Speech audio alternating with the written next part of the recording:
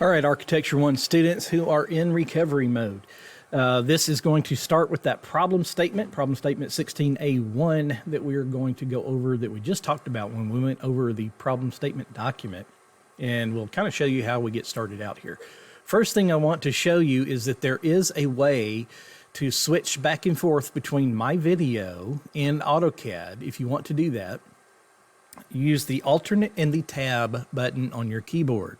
You first press the alternate button and then click the tab button like that, and it will switch back and forth as long as you only have those two things open. So you have Schoology open with my video or YouTube open with my video, and you have AutoCAD open. Okay, and if you just have those two components open, then you can click on the alternate and tab button. Okay, and it will select between different programs or those two different programs. Mine's not working right because I've got so many different applications open, and I also have 3 different screens attached to the same computer. But for you, if you just have one screen, just alternate, hold it down, and then click the tab button, and it will switch back and forth between AutoCAD and whatever else you have open. That's an easy way to just switch back and forth without trying to make the video small on the screen and then make your AutoCAD the size that you need to work with. And of course, you can also use a cell phone or a tablet or something like that to run the video on, and then use the computer for using AutoCAD. Okay. Now, the first thing you want to do, we got to take care of a little housekeeping here. First thing you want to do is come over here to the right side of the screen. And there are these 3 lines that are down here at the bottom right. It says customization. If you hover over that, you click on that. Okay. It's not wanting to work for me, but it's probably because I have so many other things on the screen. Let me go ahead and close this. But if you click on that, see if it works now. There we go. If you click on that, you want to, this basically has, relates to all the tools that are down here on this lower bar. This is called the status bar.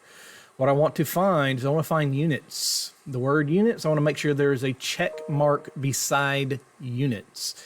If that check mark is there, then this box will show up right here. It says decimal currently. I'm going to click on decimal, and I'm going to change it to architectural. Okay. Then I'm going to go over here to the left of that box to the scale. Right now it says 1:1, and it has a little drop-down arrow, which I'm going to click on that drop-down arrow.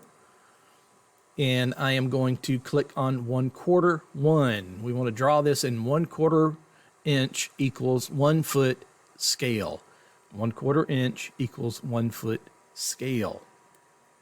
All right, now right now I probably want to zoom around in my screen, because what's going to happen is when you first start AutoCAD, it's really kind of close, and then you try to draw a house on it, and it's like, okay, I don't have enough space to do that with. So you have to kind of zoom out a little bit. Now, to show you how to use zoom and to use pan, okay, if you have a mouse, which is best if you have a mouse to do this with. Now, of course, I asked people early on in the first semester or toward the end of the first semester if they needed a mouse. I had some for you. Okay, so if you need a mouse, you need to email me and then come up here to school and get a mouse if you don't already have a mouse that you can hook to your school-issued laptop computer. Okay, but with a mouse, on the mouse, there's 2 buttons. There's a left click and a right click, and then there is a center wheel. Well, that center wheel also serves as a button. Okay, so if I press down on that center wheel, I can pan the screen around and move it around just like this, and I can view different parts of my drawing. Okay, and what was the other? Zoom. Okay, zoom is I'm going to roll that center wheel in or out. Roll it in to zoom in, roll it out to zoom out. Okay. Now that I've figured out how to use that tool, pause here if you need to play with it a little bit. But now I want to go on to actually designing this house, and I got to start somewhere. So I'm looking at 2,350 square feet, which I take out my trusty calculator. Actually, I have one here on the screen. Okay, and what I want is the square root of 2,350. Okay, and I'm not sure how this calculator works. I'm going to type in 2350, 0, and hit square root. and then hit equal. Okay, there we go. So that was correct. All right, so the square root of 2350 is 4847. That just gives me, 48.47 and then all the other numbers after that. That just gives me somewhere to start, okay? Somewhere to let me know how big I'm going to have to draw this house. So I might start with a rectangle that is 47 feet by 47 feet. And if I'm in AutoCAD, I'm going to draw it out. And you see how the little bottom box that has the measurement in it, 3 feet, 2 3/16 inches. Okay, I'm going to type in the width. I'm going to type in 48 feet. I'm going to hit the enter button. Now I can see that I need to zoom out some. So I'm going to zoom out with my wheel till I can see it all. All right. And of course I forgot to do my other measurement as well. So I'm going to have to do that over. Okay. And I'm sorry to do this, but I'm really squeezing a lot in here all at one time. So just bear with me. Okay. So I'm going to draw it again. Okay. And you should go ahead and draw it again because I forgot to show you something there. I'm going to type in 48 feet for that bottom measurement. That's the width, 48 feet. And then I'm going to hit the tab button. That's going to take me up to the next box of measurement. And I'm going to measure 48 feet on that one. And when you put in feet, you have to put in that single quotation mark to make it read feet. The double quotation mark means inches. Okay, you can't just type in 2 of the single quotation marks to make inches. You have to hit the shift button and then that quotation mark button to get the double quotation marks for inches. All right, so there is my shape. I'm going to move this shape. So I'm going to click on it. Click on the move tool right up here in the toolbar and just find a spot to make my handle point, the point that I'm going to handle this shape with. It's called a base point, actually. So I'm clicking to the base point and I'm going to move it up here. I want it to be above the XY coordinate marker because that's going to affect how I type in information in the computer, and I just want it all to be the same. So I'm going to put it up here in the first quadrant of the Cartesian coordinate system. Okay, Cartesian coordinate system, first quadrant, second quadrant over here on the other side of that green line, third quadrant down here below the red line in the other side of the green line, and fourth quadrant right here below the red line.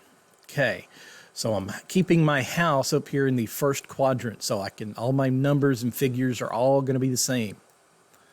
Okay, same format basically. All right, but I may not want a square house. I really don't want a square house. So what am I going to do? I'm going to add 10 feet to the width of the house. I'm going to select the square. I'm going to grab the center grip and I'm going to stretch it. And once I stretch it in the direction I want to go, I'm going to type 10 feet and it stretches it 10 feet. This one, I'm going to bring in 10 feet. I'm going to subtract 10 feet. So I'm going to click on that grip, bring it in, type 10 feet, and it reduces it by 10 feet. And then that gives me the shape of the house that I want, okay?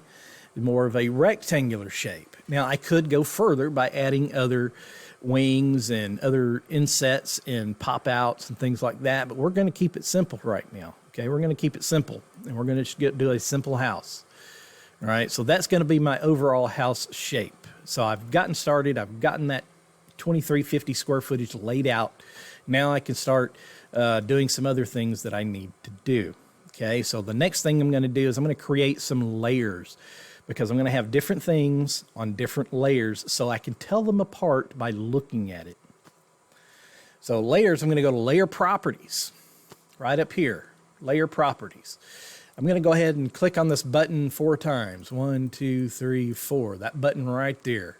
That adds additional layers. This first layer, I'm going to name it, and just by clicking on it, click on it twice, and it'll go to the name. It'll let you name it. So click on it once to highlight it. Click on it a second time so I can type a new name. And this is going to be EXT wall. Second layer,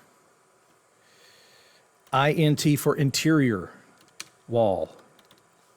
So exterior wall, interior wall. Next component is going to be doors. Next component is going to be windows. And those are my basic components. I'm going to add more layers to it later. You have to take these layers for this class and you have to give them a specific color. Okay? And that way I can tell from a distance what I'm looking at. If I'm looking at you working on, or when I get your drawing, when you send me your drawing, I can look at it and tell what's on what's what. Okay? So the exterior wall, we're going to click on this little color box right here. Click on that, and we're going to call it red. Interior wall, we're going to click on that color box. We're going to call that one green, or name it, or make it green. And you want to use these basic colors down here first. Later on, when we start adding more layers, I'll let you choose whatever color you want. Okay, we're going to use these basic colors right down here. Green for interior walls. Doors, again, color block, yellow. Windows, color block, light blue. And that's so they can easily be seen. All right, so I've got all those layers. Now I'm going to close this layer box. First thing I'm going to do is select this and put it on the exterior wall layer. So I selected it. I'm going to go up here to the layers right here, layer box, and type and click on exterior wall. It turns them red and puts them on that layer. Okay, now what I want to do next, this is where wall thickness comes in. Okay, and I said we had a wall thickness, and I forget now because I figured it up, and I forget how thick it was. So you probably already have that. You should have that written down in your notebook, but I'm going to pause here for a second and go back and find that so I'll know how thick it is. And how am I going to find it? I'm going to go look at my notes in my notebook, the notebook that you should have too, so that you can look at it and you can figure out what your wall thickness is also.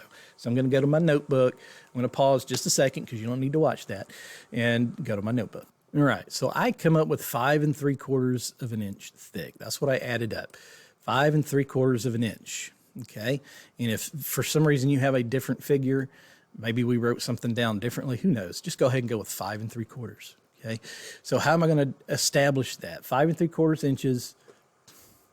I'm going to click on, what am I going to click on? I'm going to click on offset right here. Here's the offset tool. Looks like a little horseshoe with like another horseshoe, 2 horseshoes. I'm going to click on that, and I'm going to type in a distance. Right now it's asking me if I follow my dynamic input. My dynamic input follows my cursor around, just like this. That's what's on there. It says specify offset distance is what it says, and I'm going to type in 5, and you can actually type in decimals if you want to. So I'm going to type in 5.75, which is equivalent to 5 3/4. And then the inch symbol, the inch unit of measure. And now I'm going to select the object and move it inwards, setting it off 5 3/4 of an inch. So that is all my exterior walls. That is all the layers that encompass my exterior wall. Okay, now that was pretty simple. That was pretty easy. We've got an exterior footprint now. All right, so the next thing I'm going to do is going to be on the next video, but we're going to divide the space up and make our interior walls. Okay, before you go though, I want you to name your file. So I'm going to walk you through naming your file. Right now, our file name is drawing 1. We don't want that, okay, because then it's going to get confused with so many other drawing ones as well. So we're going to go to this A button right here, or actually, yeah, let's go to the A button, click on it, and then we click on Save. And we click on to save the file. If you have already done this somewhere in the process, then you'll have to click on Save As to do what I'm about to do. So if this is your first time clicking Save, just click on Save. If this is your second time clicking Save, click on Save As. So save. Get rid of that phone call. Here we go. All right, and I'm going to call this, let's see, I'm going to put my first name, underscore. You put your first name, don't put my first name. Put your first name, underscore, and we're going to call it recovery. Okay, and then we're going to leave it at that. We're going to click Save, and then, of course, it'll put all the other information that is necessary onto that. So that is it. Name your file, close it down, go to the next video when you're able to, and we'll work on dividing the space, the interior walls.